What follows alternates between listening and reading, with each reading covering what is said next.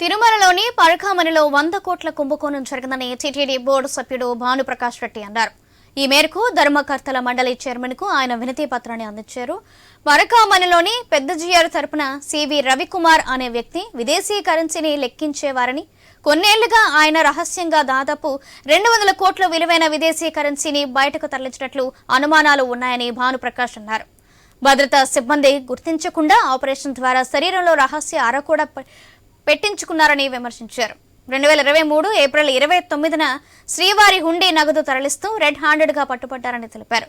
అయితే వెంటనే విజిలెన్స్ సహాయం భద్రతా అధికారి సతీష్ కుమార్ పోలీసులకు ఫిర్యాదు చేశారని చెప్పారు. అయితే రవికుమార్ పై ఎఫ్ఐఆర్ నమోదు చేశారని, అయితే నిందితుడిని అరెస్టు చేయకుండా అదే ఏడాది సెప్టెంబర్లో లోక్ అదాలత్లోని రాజీకి వచ్చారని తెలిపారు. నాటి టీటీడీ అధికారులు కొందరు పోలీసులు నాటి టీటీడీ చైర్మన్ కలిసి రవికుమార్ను బెదిరించి 100 కోట్ల విలువైన ఆస్తులను రాయించుకున్నారని ఆరోపించారు. ఈ మొత్తం వ్యవహారంపై ఎన్నో అనుమానాలు ఉన్నాయని భానుప్రకాష్ తెలిపారు.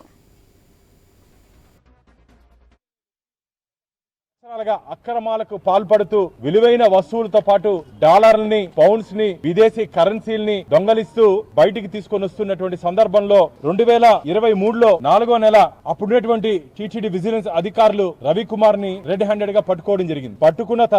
పట్టుకున్న తర్వాత దాని మీద పూర్తి స్థాయిలో విచారణ జరిపి ఎక్కడెక్కడ తప్పు జరిగింది, ఈయనతో పాటు ఇంకా ఎవరైనా ఉన్నారా, ఎందుకంటే ఒక వ్యక్తే ఇంత భారీ ఎత్తున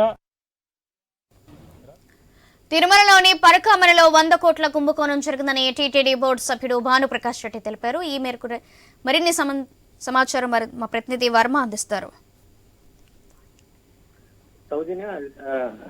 తిరుమల పరకామణికి సంబంధించి 2023 ఏప్రిల్ 29న పరకామణిలో ఏదైతే విదేశీ డాలర్ల చోరీ ఘటనలో అప్పట్లో సివి రవికుమార్ అనే పెద్ద జిఆర్ మఠానికి సంబంధించిన వ్యక్తిని పోలీసులు అప్పట్లో అతని మీద కేసు నమోదు చేయడం జరిగింది. అయితే ఆ రోజు దాదాపు అంటే $100 ఇంచుమించు 72,000 అతని పైన చోరీ కేసు అయితే నమోదు చేయడం జరిగింది. అయితే దీని తర్వాత అతను టీటీడీతోనూ రాజీ కుదుర్చుకున్న పరిస్థితి అయితే వెలుగు చూస్తుంది. అలాగే పోలీసుల ఒత్తిడి మేరకు అతను లోక్ అదాలత్ లో అప్పట్లో రాజీకి వచ్చి దాదాపు 40 కోట్లు టీటీడీకి ఏదో గిఫ్ట్ రూపంలో అంటే బహుమతి రూపంలో అతను తన ఆస్తులు ఇవ్వడం కూడా అప్పట్లో పెద్ద చర్చనీయాంశంగా మారింది. అయితే దీనిపైన ఇప్పుడు TTD board member Bhanuprakash Reddy దీనిపైన ఎంక్వైరీ చేయాలంటూ కూడా ఆయన డిమాండ్ చేస్తున్నారు. ఎందుకంటే దాదాపు 100 కోట్లు పైగా అతను శ్రీవారి హుండీకి సంబంధించి అతను నగదు కొట్టివేశాడంటూ కూడా అతని మీద ఆరోపణలు కూడా చేశారు. అప్పట్లోనే ఈ ఏదైతే సివి రవికుమార్ పెద్దజీర మఠానికి సంబంధించి మఠం నుంచి పరకామణిలో విధులు నిర్వహిస్తూ ఉండేవాడు. అయితే అప్పట్లో అతను దుస్తుల్లో ఏదైతే ఈ డాలర్లు పెట్టుకొని బయటకు వెళ్తూ ఉండగా సీసీ ఫుటేజ్ ద్వారా అప్పట్లో విజిలెన్స్ గుర్తించి అతన్ని అదుపులో తీసుకోవడం జరిగింది. అయితే విచారణలో ఇది ఈ ఒక్క రోజే కాదు, చాలా కాలంగా అతను ఈ కార్యక్రమం చేస్తున్నాడంటూ కూడా అప్పట్లో గుర్తించడం జరిగింది.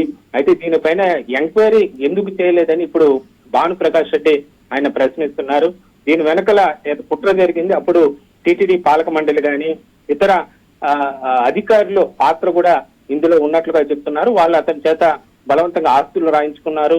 అలాగే టీటీడీకి బహుమతికి ఇచ్చిన 40 కోట్లు మాత్రమే కాదు, అంతకన్నా ఎక్కువగా అప్పట్లో ఉన్న బోర్డు సభ్యులు కానీ అధికారులు కానీ రాయించుకున్నారు అతని చేత అని చెప్పి కూడా ఆరోపిస్తున్నారు. దీనిపైన సిట్టింగ్ జడ్జితో విచారణ చేస్తే మొత్తం విషయాలన్నీ వెలుగులోకి వచ్చే అవకాశం ఉందని చెప్పి కూడా భానుప్రకాష్ రెడ్డి చెప్తున్న పరిస్థితి అయితే ఉంది.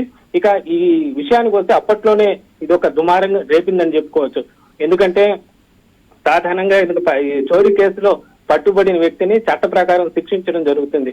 అయితే అలా కాకుండా అప్పట్లో టీటీడీకి 40 కోట్లు అతనికి సంబంధించిన ఆస్తులు రాయించుకోవటం మాత్రం పెద్దగా అప్పట్లోనే ఒక చర్చగా మారిందని చెప్పుకోవచ్చు. మరి దీని వెనకాల ఎలాంటి కార్యక్రమాలు జరిగాయనేది మాత్రం అప్పట్లో రహస్యంగానే ఉంది. సాధారణంగా రాజీ అంటే ఏదైనా ఇద్దరు సివిల్ కేసుల్లో రాజీ ఉంటాయి, కానీ ఈ విధంగా చోరీ కేసులో రాజీ ఏమిటనేది కూడా అప్పట్లో చాలా మందికి అర్థం కాని పరిస్థితి అయితే ఉంది. ముఖ్యంగా టీటీడీ నగదుకు సంబంధించి అతను 72,000తో పట్టుబడితే అతని దగ్గర 40 కోట్లు ఏ విధంగా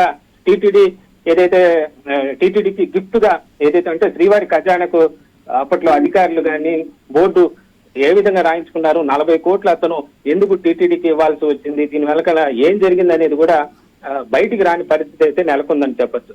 దీనిపైన సాక్షాత్తు కూటమి ప్రభుత్వం వచ్చిన తర్వాత అసెంబ్లీలోనే దేవాదాయ శాఖ మంత్రి ఆనం రామనారాయణ రెడ్డి కూడా ఈ అంశాన్ని కూడా ఆయన కూడా చర్చ సందర్భంగా కూడా తెరలేపారు. ఈ రవికుమార్ పేరు ప్రస్తావన చేసి మరి అప్పట్లో ఈ జరిగిన ఈ అవినీతి వ్యవహారం ఆయన కూడా చెప్పడం జరిగింది. ఆ తర్వాత దీనిపైన ఎంక్వైరీ జరుగుతుందని చెప్పి అంతా భావించారు. అయితే ఇప్పుడు కూడా ఎంక్వైరీ కాకపోవడంతో ఇప్పటికైనా దీనిపైన సిట్టింగ్ జడ్జితో ఒక విచారణ చేపట్టాలని చెప్పి భానుప్రకాష్ రెడ్డి డిమాండ్ చేస్తున్న పరిస్థితి అయితే ఉంది. దీని మీద పూర్తి స్థాయిలో విచారణ జరిగితే అసలు అప్పట్లో ఏం జరిగింది, ఆ విధంగా దీంట్లో ఎంతమంది అతని వెనకాల ప్రమేయం ఉంది, ఇవన్నీ విషయాలు వెలుగులోకి వస్తాయి. కాబట్టి అందులోని శ్రీవారికి భక్తులు ఇచ్చే నగదు విషయంలో ఈ వ్యవహారం జరిగింది. కాబట్టి దీన్ని పూర్తి స్థాయిలో విచారణ చేసి వెనకాల ఎవరైనా నిందితులు ఉంటే మొత్తం అందరినీ కూడా కఠినంగా శిక్షించాలని చెప్పి ఆయన కోరుతున్న పరిస్థితి అయితే ఉంది. సౌజన్య.